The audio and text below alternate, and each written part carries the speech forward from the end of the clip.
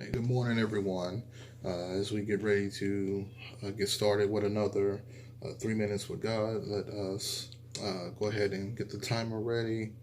And um, we'll be looking at verse number 20, still in Romans 12.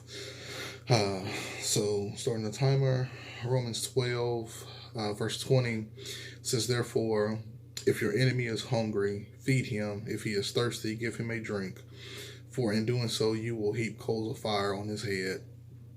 And here Paul is, of course, giving us still this new radical way of thinking, and it is to, of course, God is still tearing down that notion of doing evil for evil, but what he is saying is that if your enemy is hungry, feed him. And if he is thirsty, give him a drink. Again, this is in line with the teachings of Christ. If you remember early on in the book of Matthew, um, Jesus says, Bless those who persecute you, bless and do not curse. And it's just one of those things as um, that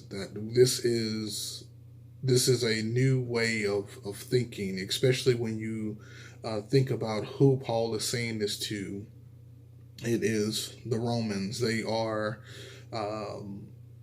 at this time in history, they are barbarians. I mean, they are a violent culture, and it's just one of those things that this is a brand new way of thinking. And it's one of those things as that even then and even now that um, if we are going to say that we are Christ-like, then that means that we need to follow the teachings of the Bible. That doesn't mean that it will be easy, but at the same time, we will be rewarded. And if we are following Christ, then we know that our reward is not down here on earth, that our reward is in heaven. But again, it's if your enemy is hungry, feed him. If he is thirsty, give him a drink.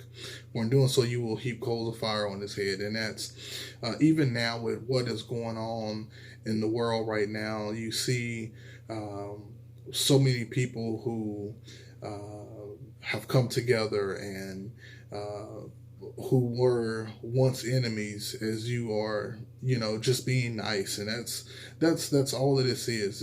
It's just one of those things as how much do you have to hate a person to see them starving and see them thirsty, and you have exactly what they need and you withhold it.